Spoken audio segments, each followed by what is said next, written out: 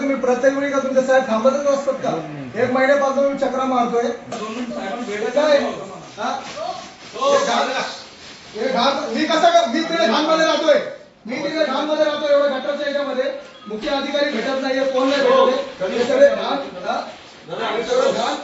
याच्यामध्ये मी पुन्हा दिवसभर राहतोय तिकडे, एक महिन्यापासून चक्कर मारतोय मी. मग तुम्ही मला स्वच्छता राहता, तुम्ही पण बसायला मग रोज आणतोय तुम्हाला वास सहन नाही होत, आम्ही कसं करायचं तिकडे वासीमध्ये?